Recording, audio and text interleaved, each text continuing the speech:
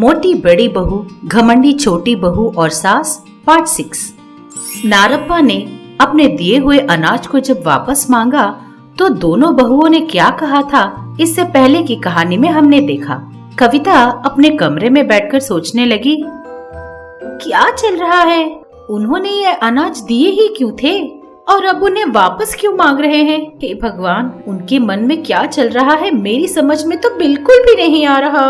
अब पता नहीं दीदी अपने मायके से उन अनाज के दानों को कब मंगवाएगी और ये घर की जिम्मेदारी किसको सौंपने वाले हैं? ये सब कब होगा, क्या होगा? इस तरह कविता मन ही मन सोचे जा रही थी। इतने में रामुलम्मा कविता के कमरे में आती है और कविता को किसी सोच में देखकर, क्या बात है, बड़े ध्यान से सोचे जा रही है, क्या हुआ? इस तरह उसने कहा। सास को देखकर कविता उठ खड़ी हुई। कुछ नहीं सासू माँ, दीदी ने मुट्ठी भर के अनाज को ही अपने मायके भेजा है तो पता नहीं इतने दिनों से न जाने क्या क्या अपने मायके भिजवा रही होगी। इस तरह जानकी के बारे में उल्टी पुल्टी पट्टियाँ पढ़ाने लगी। रामुलम्मा ने भी हाँ करते हुए अपना सर हिलाया। इतने में बाहर से नारप्पा की आवाज सुनाई देती है। रामुलम्मा, रामुलम्मा, कहाँ हो? इस तरह पुकारता है। अपने पति की आवाज सुनते ही रामुलम्मा कविता के पास से हॉल में अपने पति के पास आती है। क्या बात है जी, आपने मुझे बुलाया, क्या चाहिए आपको?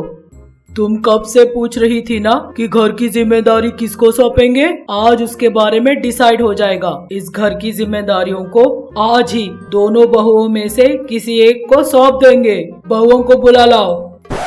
इस तरह वो बोल ही रहा था कि दोनों बहुएं आ पहुंची। उन्हें देखते ही नारप्पा, हाँ आ गए तुम दोनों।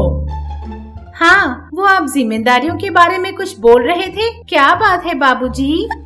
इस तरह कविता बड़े भोलेपन से पूछती है। ये सुनकर नारप्पा, अभी बताता हूँ बेटी जानकी, अपने मायके वालों को अनाज लाने के लिए कह दिया है ना तुमने?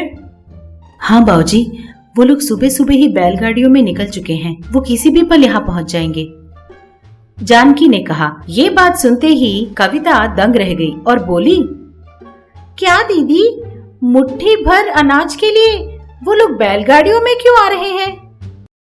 इस तरह कविता बोल ही रही थी कि घर के सामने 4 ट्रैक्टर आकर रुक जाते हैं। उन ट्रैक्टरों में सारे की सारे अनाज की बोरियां थीं। ये देखकर जानकी बोली, भाऊजी वो देखिए गाड़ियां आ गई हैं। ऐसा बोलकर जानकी ने ट्रैक्टर्स दिखाए। ये देखकर रामुलम्मा और कविता दंग रह गए। ये क्या बहू, एक मुट्ठी भर अनाज 4 ट्रैक्टर भर के अनाज कैसे बन गए?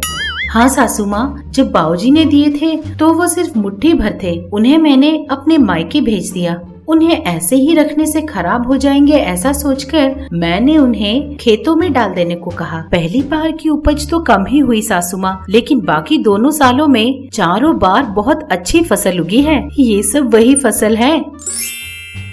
इस तरह जानकी ने कहा। जानकी की बात सुनकर नारप्पा और रामुलम्मा दोनों बहुत खुश हो गए, लेकिन कविता आश्चर्यचकित होकर ये सब देख रही थी।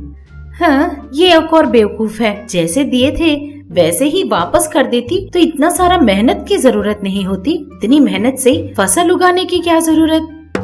इस तरह वो मन ही मन सोच रही थी। इतने में नारप्पा बोला, बहुत बहुत खुशी की बात है बेटी। 2 सालों से मैं और तेरी सास इसी सोच में पड़े हुए थे, इस घर की जिम्मेदारी किसको सौंपे। लेकिन आज मैंने ये निर्णय ले लिया है कि इस घर की जिम्मेदारियाँ हम किसको सौंपेंगे। इस तरह नारप्पा बोल रहा था और कविता मन ही मन, अभी सासू माँ मेरा ही नाम लेंगी। इस तरह सोचते हुए वो मन ही मन खुश हो रही थी। लेकिन रामुलम्मा बोली, और किसको?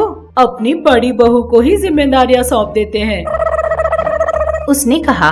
ये बात सुनते ही कविता आश्चर्यचकित हो गई। उसकी सारी आशाएं गायब हो गईं। उसने कभी नहीं सोचा था कि उसकी सास की जबान से जानकी का नाम आएगा। उसे ऐसे लगा जैसे दूर कोई बहुत बड़ा बम फूट गया हो। ये बात सुनकर कविता बोली, क्या सासू माँ, आप क्या बोल रही हो? आप उसे क्यों देना चाहती हैं, मुझे क्यों नहीं? क्योंकि घर का काम और खाना बनाना आना ही काफी नहीं होता। जो बहू घर और परिवार की वृद्धि के बारे में भी सोचती है, वही श्रेष्ठ बहू होती है। और ये सारे लक्षण इस घर की बड़ी बहू जानकी में ही हैं। उसने कहा। ये बात सुनते ही कविता आश्चर्य से, आप कैसे कह सकती हैं कि उसमें ये गुण है? तुझे अभी भी समझ में नहीं आया क्या?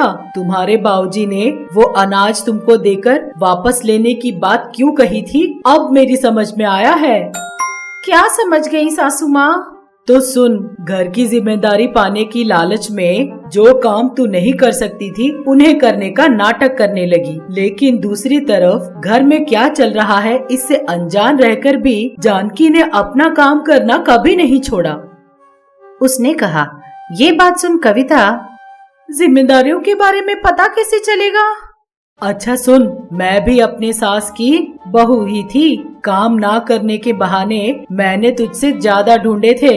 जो काम मैंने नहीं किए थे उन्हें भी कई बार मैंने झूठ बोला था कि मैंने किए हैं। तेरे नाटक क्या मैं नहीं समझूंगी? और जितने झूठ बोले थे तुमने, और क्या हमें ये भी समझ नहीं आएगा कि काम करने और काम करने के बारे में झूठ बोलने में फर्क क्या होता है? मैं तो पहले से ही जानती थी कि तुम ये सब नाटक कर रही हो। मेरी बनाई हुई खीर को खाने के बारे में और शकुंतलम्मा के पास पैसे लेकर तुमने बेकरी में कैसे केक खा लिए थे, इसके बारे में भी पता है मुझे। उसने कहा। ये सारी बातें सुनकर कविता दंग रह गई। फिर जानकर भी अनजान क्यों बनी रही सासू माँ? हाँ, मैंने अपनी बड़ी बहू का काम करना देखा है, लेकिन मैं ये भी देखना चाहती थी कि वो तुम्हारे बारे में मेरे कान भरती है या नहीं। भले ही तुमने जितने भी झूठ बोले हो, लेकिन उसने कभी भी तुम्हारे बारे में एक गलत बात नहीं कही। तो तभी आपने सारी जिम्मेदारियां उसे क्यों नहीं सौंप दी सासू माँ? आप ये 2 साल क्यों रुकी रही? वो भी बताती हूँ। सुन, थोड़ी देर पहले मैंने कहा था ना कि अब मैं समझ गई हूँ कि तुम्हारे बाबूजी ने मुट्ठी भर अनाज क्यों दिए थे और वापस क्यों मांगे। हाँ, आपने कहा था। क्यों?